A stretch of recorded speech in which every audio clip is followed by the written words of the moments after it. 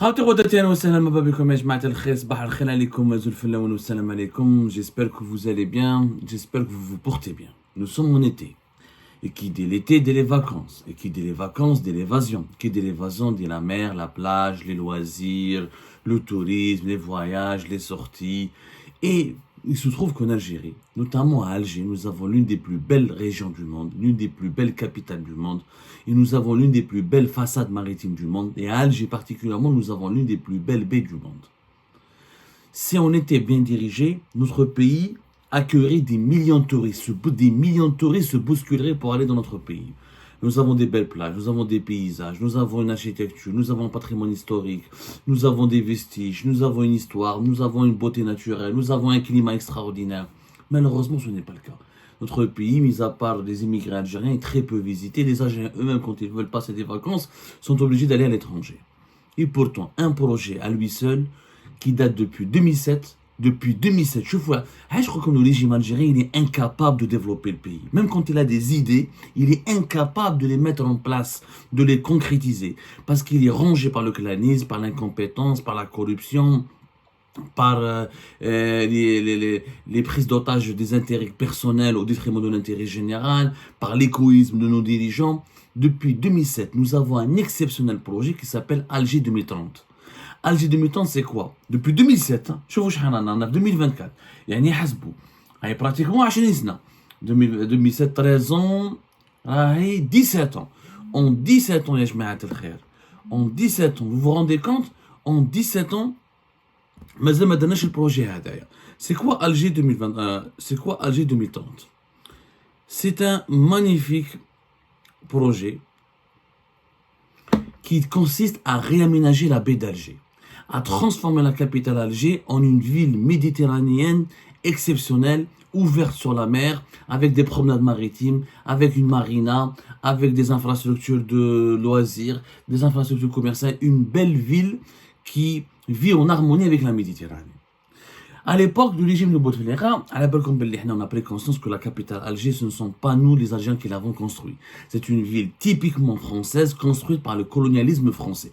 Et toute la capitale Alger, le centre historique, mais à part la Casbah qui a été détruite à l'époque du colonisateur français pour laisser la place aux emplacements ou l'architecture coloniale et colonialiste, nous vivons toujours, depuis l'indépendance du pays, dans les locaux, dans les bâtiments, dans les sites, nous utilisons toujours les vestiges de l'urbanisme du colonialisme.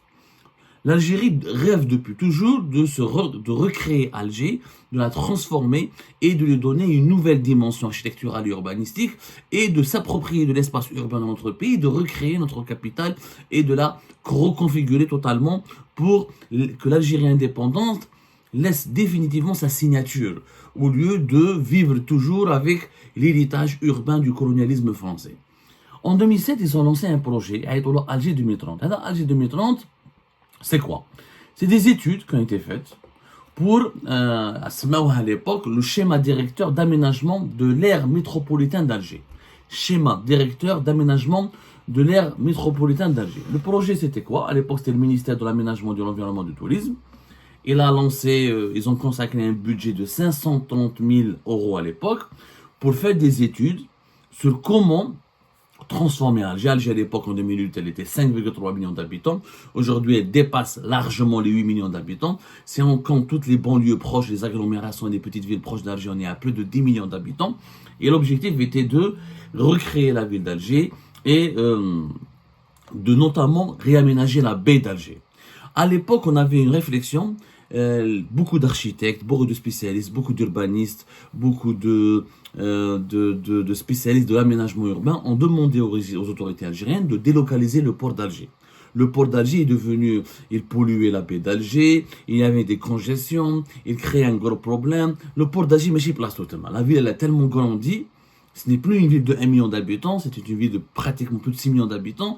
Il fallait, pour que Alger puisse respirer, pour qu'elle puisse retrouver une harmonie urbaine, où il y a un certain confort et qualité de vie, il aurait été demandé de délocaliser le port d'Alger. Deux sites avaient été proposés, ou le Val Cherchel, ou Val Kabjinet. Ce débat avait été lancé, mais le régime algérien n'a jamais tranché. Ils n'ont jamais voulu cette délocalisation. Et là, c'est la Kabylie, etc. Ça va donner un atout majeur pour la Kabylie, ça va déséquilibrer l'équilibre régional. Ou vu chercher, c'est beaucoup d'argent, c'est des méga budgets importants. Et plus tard, avec les Chinois, ils ont voulu faire un autre port, beaucoup plus important à Cherchel. C'est un méga port à Cherchel, dont on parle depuis 2011, 2012 jusqu'à 2016, 2017, pour que les Chinois le réalisent à plus de 3 milliards de dollars. Donc la délocalisation du port d'Alger, elle a été abandonnée. Ok, on garde le port d'Alger, mais on va réaménager la baie d'Alger. La baie d'Alger, la réaménager surtout au niveau le front de mer d'Alger jusqu'à la pêcherie. Le front de mer d'Alger jusqu'à la pêcherie, le fameux front de mer, la pêcherie d'Alger. Le projet était de la réaménager et de créer une nouvelle ville ouverte sur le reste, très ouverte sur la mer, qui respire bien, une ville moderne, une ville balnéaire très moderne. À l'époque, beaucoup d'organismes étrangers ont participé. Maintenant, par exemple, un institut français qui s'appelle l'Institut Paris Région, qui réalise des études et des enquêtes et des recherches pour l'aménagement de l'urbanisme dans la région de l'Île-de-France. Il a gagné un marché de 90 000 euros à l'époque. Ils ont proposé des études, ils ont proposé des solutions, comment réaménager la baie d'Alger, la place des Martyrs, la pêcherie, le front de mer. Chacun fait des propositions. Ensuite, le régime algérien à l'époque, il s'est tourné vers les Émiratis. Déjà, les Émiratis, 2006-2007, pendant ce temps-là, les Émiratis avaient le groupe E'mar. Le groupe E'mar, c'est l'un des plus grands groupes immobiliers à Dubaï et aux Émirats. Un grand groupe immobilier émirati, très connu. Vous pouvez avoir des références. Je pense que des promotions fait CD Fresh, des promotions fait Zerada. C'est un groupe très ambitieux, très connu à Abu Dhabi, notamment Dubaï. Il a été fondé en 1997 et il est considéré comme parmi les plus grandes sociétés immobilières de Dubaï. Qui, à l'époque, avec les Émiratis s'entendaient très bien, ils avaient proposé 5 projets. 5 projets. C'était le premier projet, ils voulaient restructurer la gare d'Ara, pour accueillir 80 voyageurs par jour, un hôtel, un centre commercial. Ils ont proposé 3 tours de bureaux de 9, 15 et 18 étages. Ensuite, ils ont proposé le réaménagement de la baie d'Alger.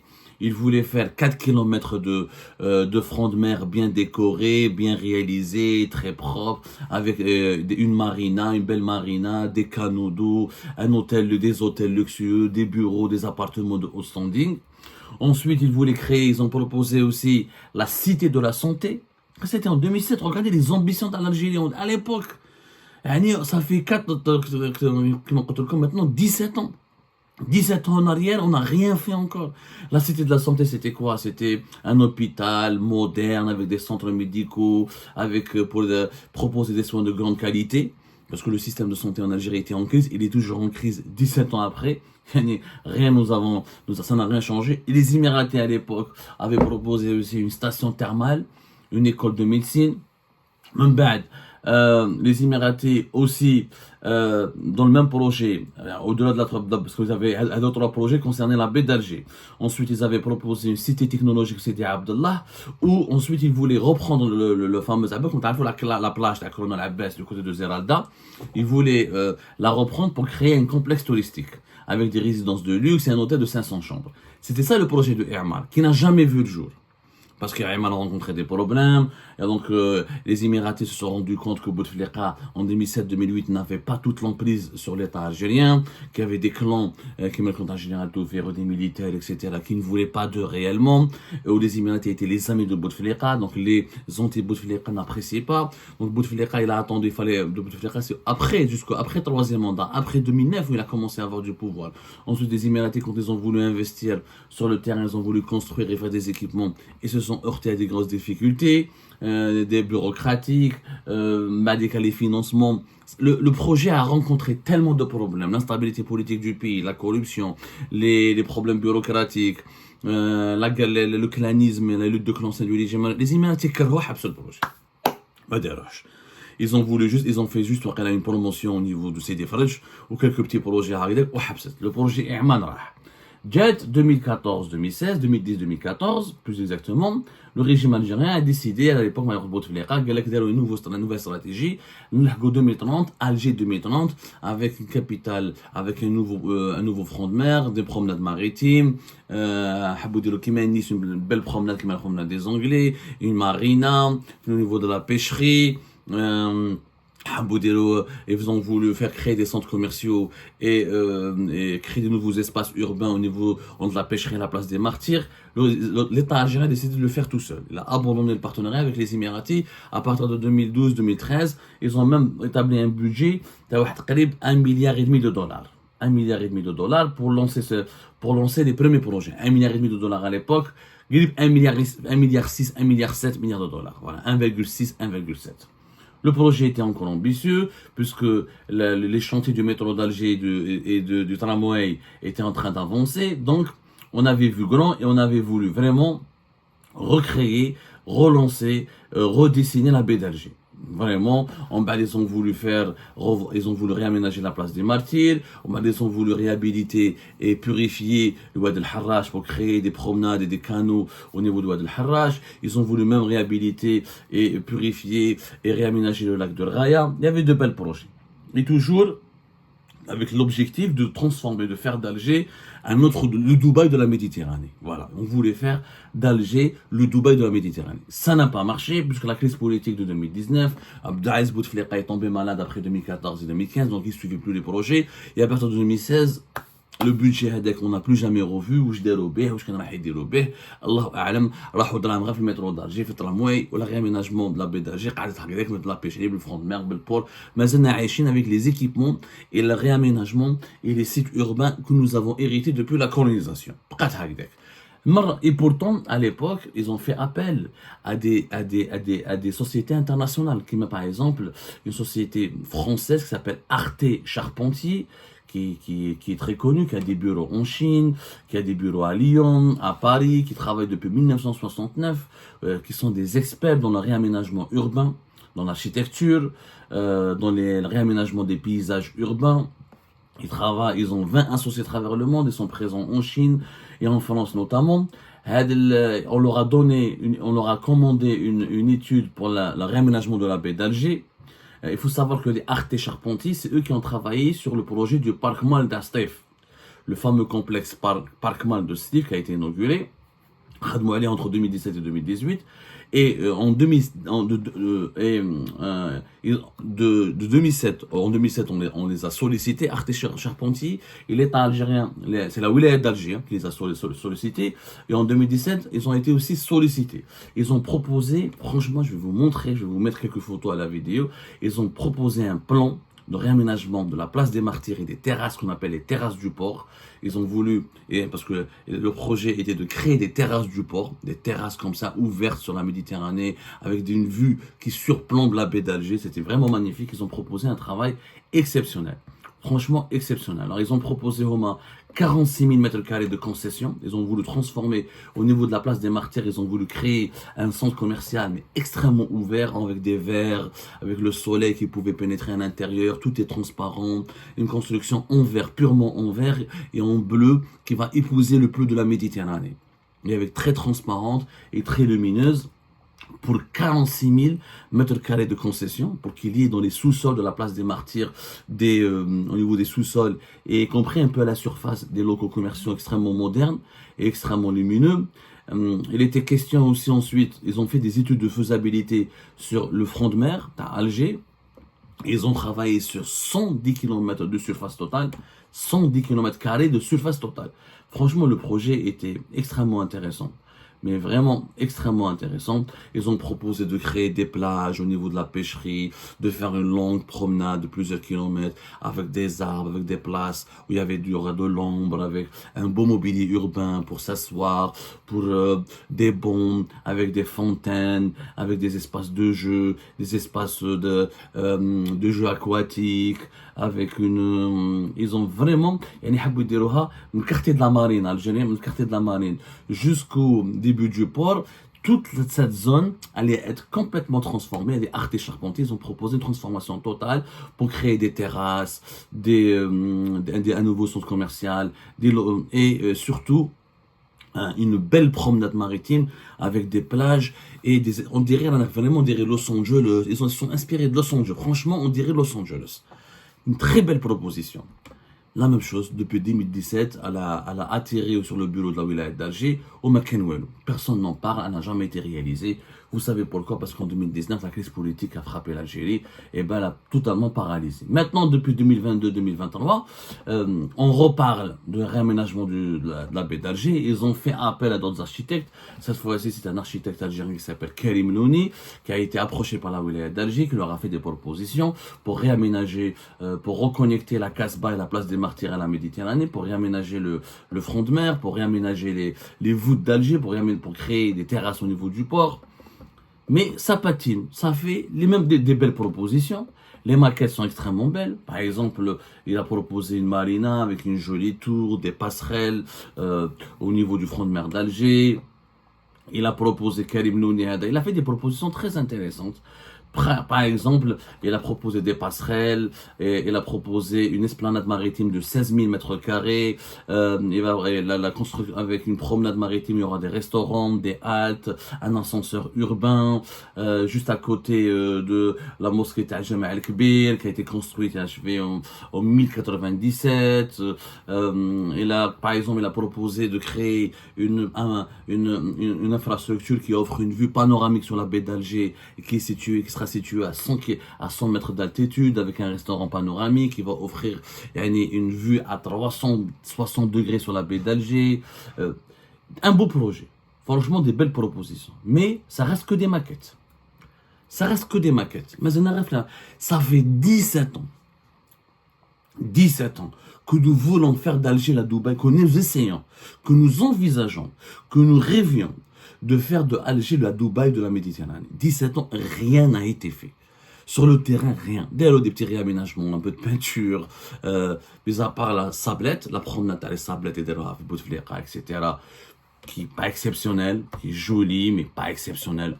Sinon, franchement, il y a beaucoup mieux, énormément mieux. Même elle ne cesse d'être agrandie, la promenade des sablettes. Mais 17 ans, on aurait pu. Franchement, si on avait réalisé ce plan à Alger 2030, on aurait eu l'une des plus belles capitales du monde, de la Méditerranée. Parce que c'est vrai que la baie d'Alger, c'est l'une des plus belles capitales du monde. Mais il n'y a rien à dire, on peut pas, du côté du paysage, des atouts naturels, on est là. Il n'y a rien à dire, c'est vraiment une très belle ville. Aujourd'hui, qu'est-ce qu'on a fait? En 17 ans, on n'a fait que la promenade des sablettes. Voilà. 5 km de promenade sur le front de mer, avec des visiteurs, avec quelques expositions des fois, quelques animations musicales, quelques animations estivales et pas plus. Alors que nous aurions pu faire nettement mieux. Pourquoi on n'a pas fait ce projet d'Alger 2030? Pourquoi on n'a jamais réussi de faire de Alger la Dubaï de la Méditerranée? Parce que les plans sont ambitieux, parce qu'on est resté uniquement au stade de la maquette et des maquettes. Pourquoi on est resté uniquement au stade des maquettes? Pour une raison simple. C'est que nous n'avons pas les bons dirigeants qui sont aux commandes du pays, qui peuvent exécuter, réaliser ces investissements. C'est beau d'imaginer un projet, c'est beau de le dessiner des belles maquettes, mais sur le terrain, comment les concrétiser? Là, il te faut des bons managers. Il te faut surtout une stabilité économique, une stabilité politique, une stabilité réglementaire, beaucoup moins de corruption, beaucoup moins de bureaucratie, des dirigeants compétents, légitimes et des dirigeants qui sont prêts à se sacrifier et penser uniquement à l'intérêt général du pays. Aujourd'hui, dans l'été 2024, Alger, c'est quoi? C'est toujours une ville coloniale. 95% de Alger, vous prenez les images de Alger avec 62 et vous les comparez avec les images d'aujourd'hui, mais à part le Rassi et la grande mosquée d'Alger, rien n'a été construit. Et mais à part les sablettes, la promenade des sablettes, on n'a absolument rien, aucune infrastructure qui peut vraiment permettre à Alger, aux Algérois et aux visiteurs et aux amoureux d'Alger de vivre en harmonie avec la Méditerranée.